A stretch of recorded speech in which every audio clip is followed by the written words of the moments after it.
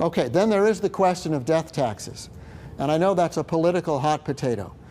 You know, if you're on the left of things, you don't want to allow the rich to have this loophole of passing fortunes from generation to generation only to get bigger and bigger and bigger.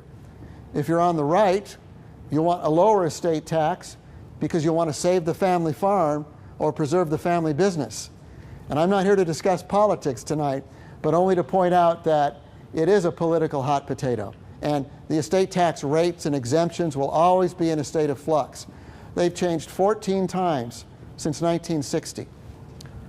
Currently, under federal law, you can pass up to $2 million free of estate tax. And under state law, you can pass up to $1 million free of estate tax. This exemption is going to rise to $3.5 million in 2009, and $1 million will be the same exemption for the state. Then, and this is the way the law is written, don't ask me why, but this is what happens when politicians get together in Washington. The estate tax is altogether repealed at the federal level in 2010. So mark your calendars, that's a good time to die, okay? If you're planning to do something. The state inheritance tax, sticks around in 2010. But then in 2011, the repeal sunsets. It's called sunset legislation, and we go all the way back to where we were in the year 2001, when we only had a $1 million federal exemption. It makes it difficult to plan, but I'm going to tell you a little bit how we do that. You have two major tax planning tools if you have a larger estate. And by the way, you know, there's no guarantee that Oregon will ever change its tax scheme. Oregon recently enacted a $7.5 million estate tax exclusion as long as you own timberland or farmland. For the other 99% of us, we didn't get that benefit. And there's been a lot of buzz in the estate planning community. What about the poor guy who sets up his business?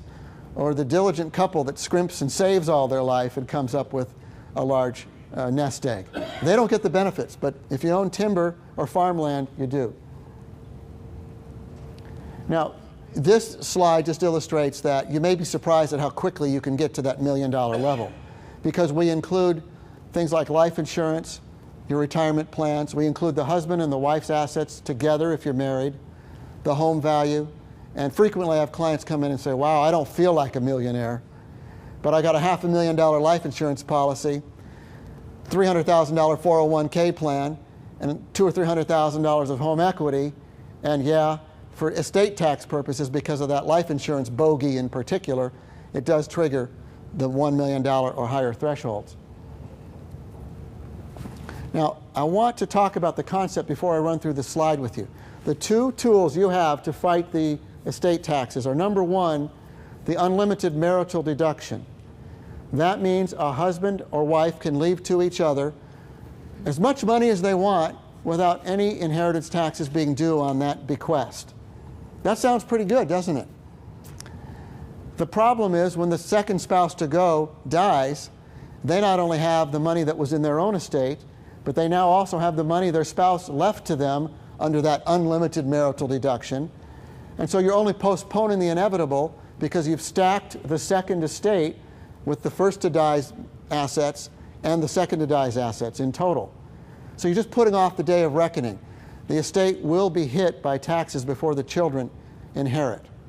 So the second tool we like to use is something called the exemption. And I mentioned the exemptions. We went through them just a moment ago, the $2 million federal exemption and the $1 million state exemption. So a good plan, if you have a larger estate of $1 million or more, is to try to leaven out the assets between the two spouses. If you put about half the assets in each estate, and then usually I pick on the husbands first because the actuarial tables say they die first. And let's assume the husband dies first. He will be able to pass into through this trust his half of the estate and use up the $2 million exemption or the $1 million state exemption I've mentioned. That money will go into a family trust from the husband to a family trust. It's all written up in the same document, no extra legal work, no nothing. It just happens because it's pre-designated in the trust. Okay, the money's in the family trust. Now the wife persists on, she continues to live. She's got her half of the estate in her own living trust, and she has access to the family trust because she's designated as the trustee of that trust. And she's entitled to all of the income and as much of the principal as necessary to maintain her lifestyle. Translation, yes, she can buy a new car. No, she can't buy a Maserati. Yes, she can take a vacation. No, she can't travel the world endlessly in a Learjet. Now, when the wife passes away, secondly, she gets to use her exemption, her $2 million, her $1 million exemption, and her assets also flow into this family trust that the husband's assets went into. As a result, both spouses got to use their $2 million exemptions, didn't they? One at the first death, one at the second death. And remember, had the husband left all the property outright to the wife, there would have been no tax because of the unlimited marital deduction, but then the wife would have died with everything in her estate, and the tax would hit because they didn't take advantage of the exemption. Everybody with me on that? Okay. The bottom line is if you had a larger estate of $2.5 million and you implemented this plan I just mentioned, the total taxes that would be levied on the second death would be $30,000 on a $2.5 million estate. On the other hand, if the husband left everything to the wife and then the wife passed away, the state and federal taxes combined would be $350,000 approximately.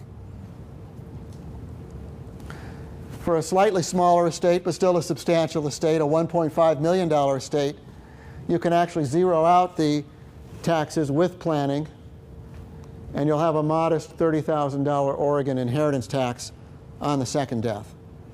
So this is what I call level 1 tax planning. I have other things for people who've got larger estates that require a little more restriction on control and advanced legal planning, but this is a great tool for estates in that $1 million and up range.